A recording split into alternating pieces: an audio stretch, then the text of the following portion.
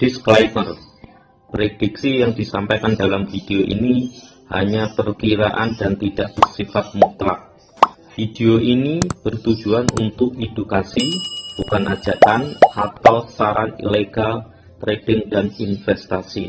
Semua aktivitas trading harus dilakukan secara mandiri dan tanpa paksaan. Semua risiko harus diketahui dan diterima. Segala sesuatu yang Anda lakukan untuk trading selalu gunakan analisa sendiri. Ketemu lagi dengan saya.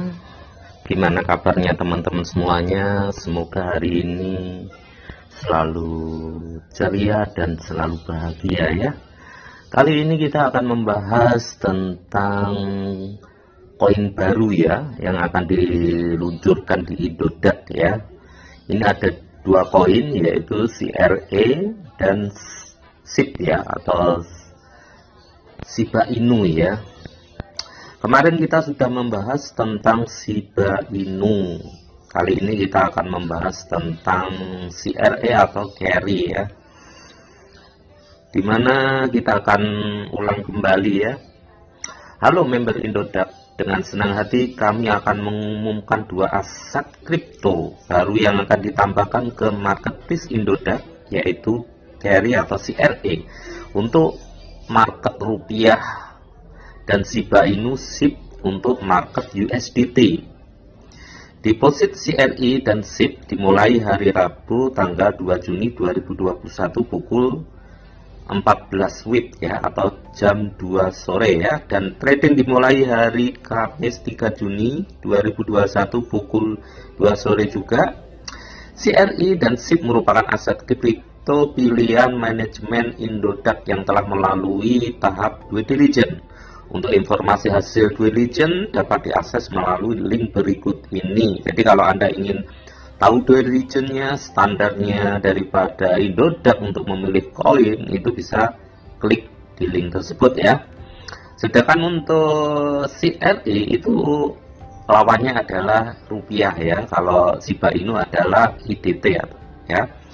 Tentang CRE adalah proyek yang memberi kompensasi kepada konsumen untuk membangun database pembelian offline yang paling komprehensif dan menggunakannya sebagai target untuk beriklan yang bertujuan untuk mengembalikan kendali atas privasi data dan hak monetasi kembali kepada konsumen. CRE berada di peringkat 36.2 ya, dari 10.000 lebih aset kripto dengan harga nanti pembukaan sekitar Rp131 ya. Total pasukan adalah 9 miliar CRE ya. Untuk informasi lebih lanjut mengenai CRE, silakan kunjungi websitenya di sini ya. Kita akan membahas CRE ya. Kita lihat di Coin Market Cap ya. Oke, kita sudah masuk ke Coin Market Cap ya. Kenapa kita selalu lihat Coin Market Cap? Ini karena informasi di Coin Market adalah informasi yang sangat valid ya. Jadi ketika kita beli koin, kita juga harus selalu melihat di Coin Market Cap ya. Kalau dilihat di Coin Market Cap itu sekarang harganya itu 0,00936 dolar ya. Dan CRE itu menduduki peringkat di ranking 367 ya. Kita lihat ke bawah lagi ya. Kalau kita lihat grafiknya semacam ini ya. Ini CRE itu sepertinya sudah diluncurkan sejak tahun 2019 ya. Grafiknya menanjak sekali. Lalu grafik ini mengalami apa ya? Menurut saya stagnan ya, mulai Januari 2020 sampai Juli 2020 stagnan. Di tahun 2021 tepatnya di Januari itu mulai ada kenaikan lagi, terus sekarang ini mengalami penurunan atau koreksi ya. Ini grafiknya ya. Terus kalau kita lihat perubahannya dalam 24 jam ini, dia mengalami penurunan ya. Penurunannya sekitar 0,15%. Trading volumenya juga mengalami penurunan, yaitu 5,40%. Ya. Market cap-nya sudah mencapai 78 juta ya, lebih ya. Terus kita lihat sirkulasi supply ya. Sirkulasi supply-nya sekitar 8 miliar, yang sudah beredar 8 miliar lebih, dan total supply yang ada itu sekitar 9 miliar lebih ya. Bisa dikatakan CRI ini sudah mendekati pasokan total supply-nya ya.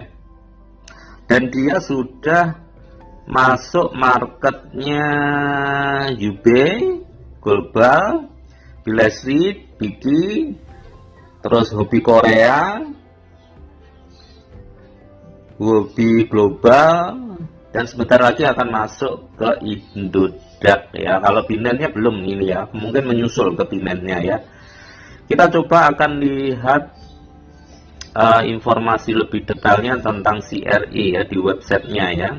Ini adalah websitenya daripada Carry atau CRE ya, di carryprotocol.io. Kita jelaskan, membawa protokol memberdayakan konsumen dengan kontrol atas data. Carry mengembalikan kontrol data dan monetasi kepada konsumen dengan memberi penghargaan kepada mereka saat membagikan data secara anonim dan saat mereka menerima iklan ya.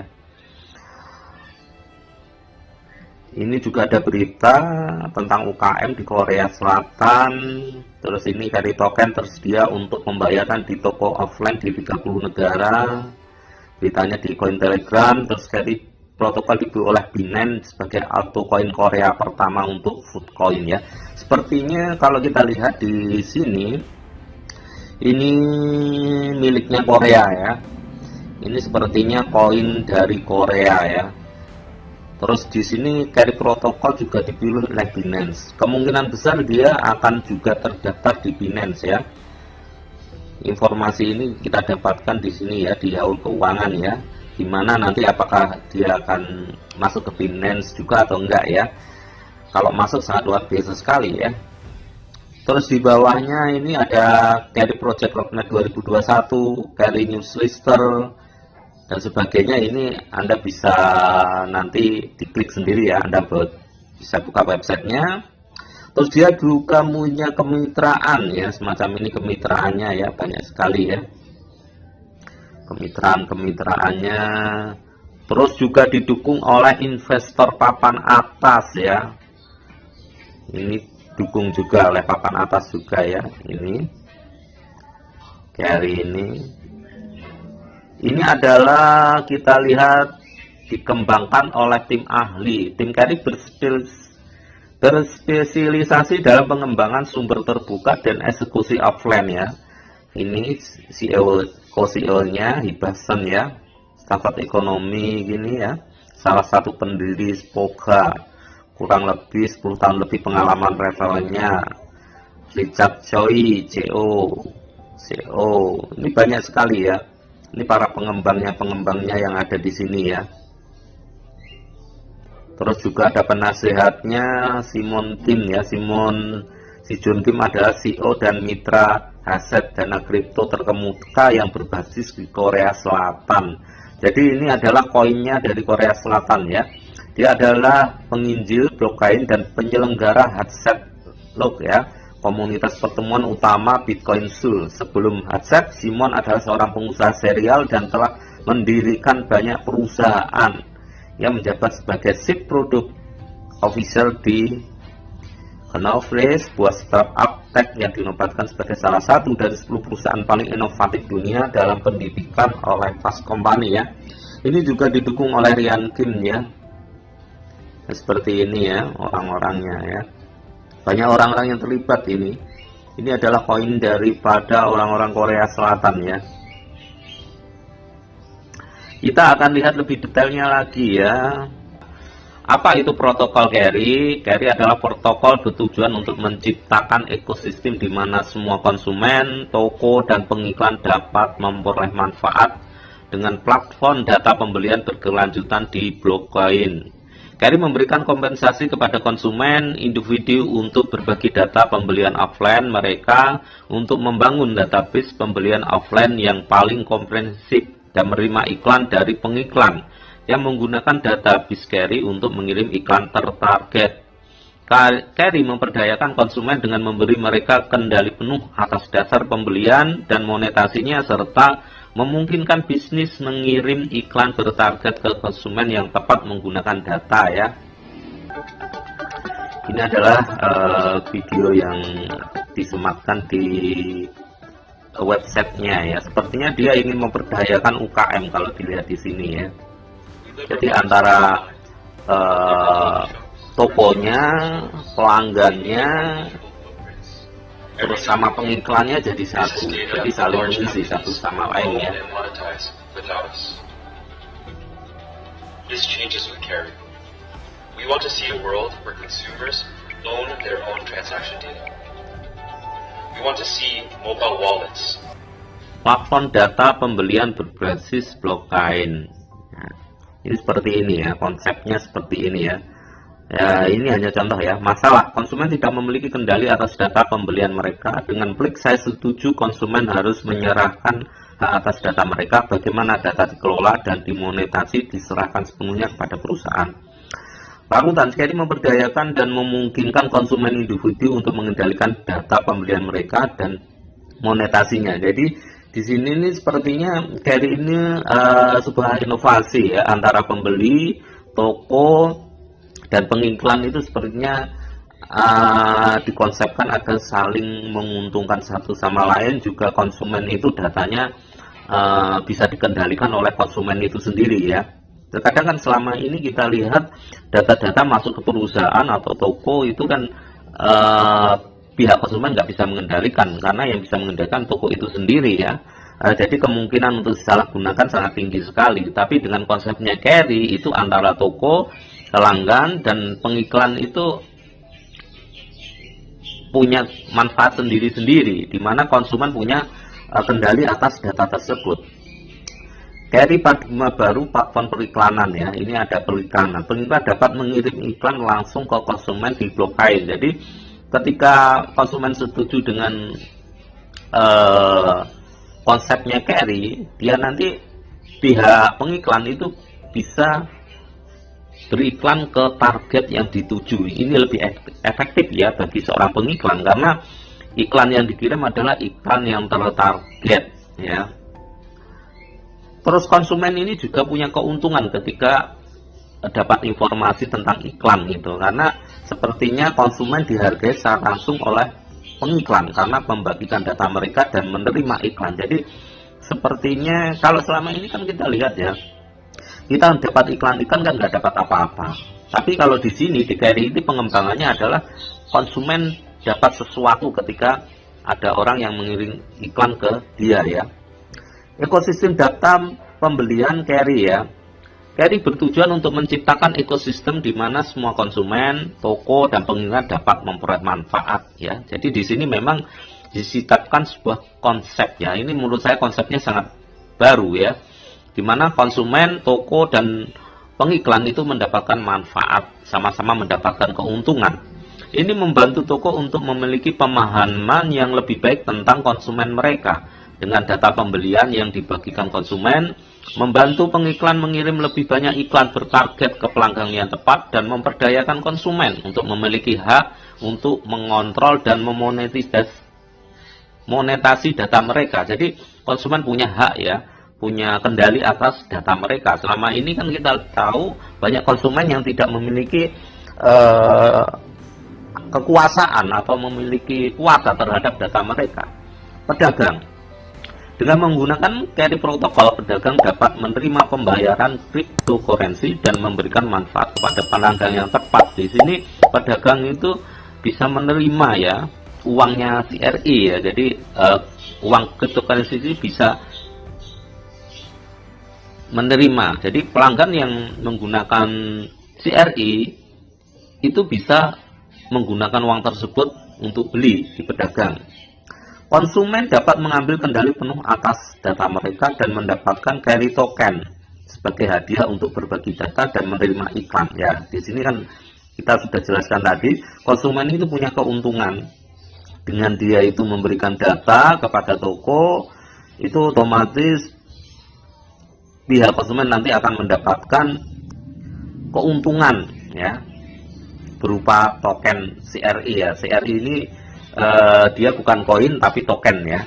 Dia akan dapatkan reward dari pengiklan. Sedangkan ke basis keuntungan dari pengiklan dapat memilih target iklan dan mengimplementasikan iklan melalui analisis data pembelian pada database.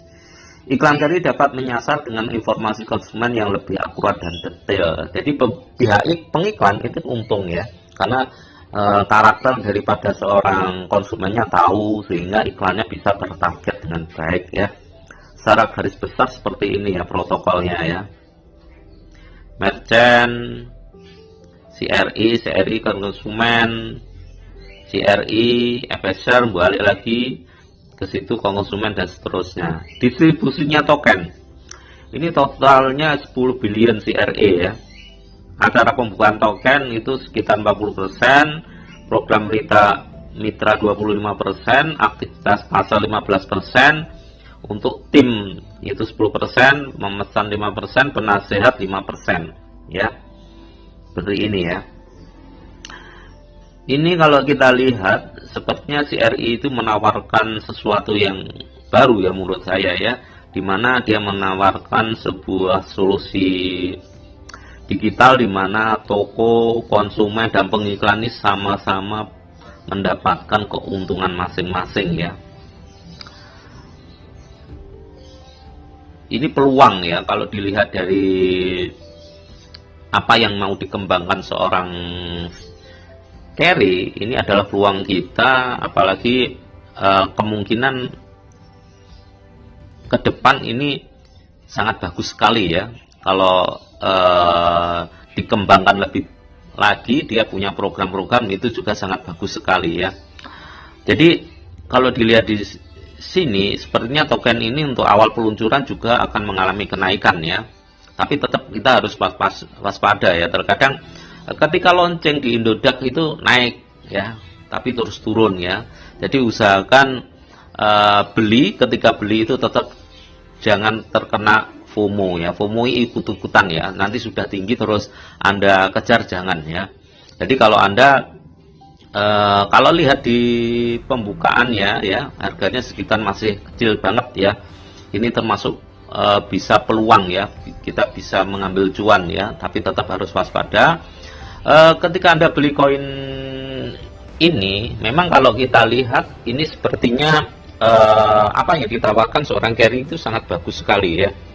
Jadi Anda bisa gunakan kesempatan ini untuk beli di harga murah pada launching di Indodax, apalagi sepertinya ke depan juga dia akan daftar juga di Binance ya, kalau kita lihat ya. Tapi kita kurang tahu apakah daftar di Binance itu kapannya.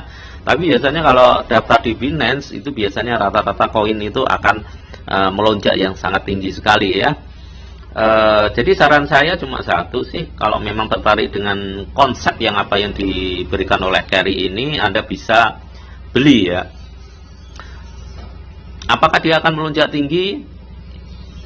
Kita kurang tahu ya. Masalahnya di sini ya, ketika listing di Indodax itu baru itu biasanya memang rata-rata naik tinggi, tapi cepat-cepatan juga ya, apalagi kondisi sekarang ya. Kondisi sekarang ini masih recovery ya. Koin-koin itu masih recovery, masih pemulihan, itu biasanya kenaikannya ya mungkin nggak bisa maksimal gitu ya. Tapi ketika Anda itu belinya di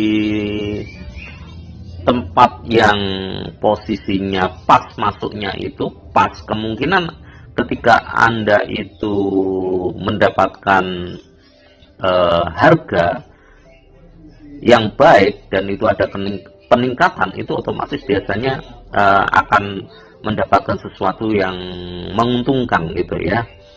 Jadi apakah ini bisa direkomendasikan? Kalau saya merekomendasikan juga, tapi tetap waspada gitu aja, karena koin-koin itu ketika posisinya itu listing itu rata-rata memang naik, tapi timingnya harus pas ya. Ketika timingnya pas itu biasanya kita akan cepatlah mendapatkan keuntungan karena kita beli di harga yang rendah. Tapi jangan ikut-ikutan FOMO. Nah, jadi kalau harganya di carry itu sudah sangat naik tajam, itu Anda jangan ikut-ikutan masuk ya. Tunggu aja sesudah koreksi atau turun. Ketika Anda sudah masuk koreksi atau turun, Anda masuk, itu bagus. Jadi saran saya jangan sampai Anda itu ikut FOMO. Apapun koinnya, walaupun posisinya itu baru listing atau tidak, Anda tetap harus tidak ikut-ikutan FOMO. Ikutan FOMO itu ketika harga sudah naik, Anda berpikir ini akan naik lagi. Itu jangan ya. Kalau sudah tinggi jangan masuk gitu. Tunggu aja koreksi. Sebab koin atau token itu biasanya selalu naik turun. Ketika naik tinggi dia akan mengalami sebuah koreksi. Nah, kesempatan koreksi itulah harusnya Anda posisinya adalah masuk gitu ya. Jadi Anda jangan biarkan gitu ya untuk masuk di kondisi FOMO ya. Jika Anda tertarik dengan carry ini, Anda bisa masuk. Usahakan masuk di posisi awal ya, di harga yang murah ya. Itu aja informasi yang bisa saya sampaikan tentang token atau koin yang mau listing di Indodax ya.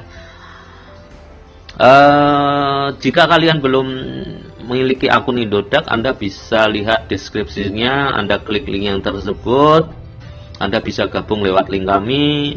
Jika Anda belum subscribe, Anda silakan subscribe dan bunyikan tanda lonceng untuk mendapatkan update terbaru video dari kami. Jangan lupa untuk untuk like jempolnya, komentar, dan share-nya ya. Share ke grup-grup atau teman-teman Anda biar banyak orang yang melek tentang cryptocurrency ya. Karena ke depan juga sepertinya semua digital itu akan menggunakan blockchain ya, teknologi blockchain ya. Jadi Anda bisa informasikan ke mereka agar mereka benar-benar bisa melek tentang cryptocurrency seperti ini ya. Juga untuk menambah wawasan bagi teman-teman Anda yang belum tahu tentang cryptocurrency ya.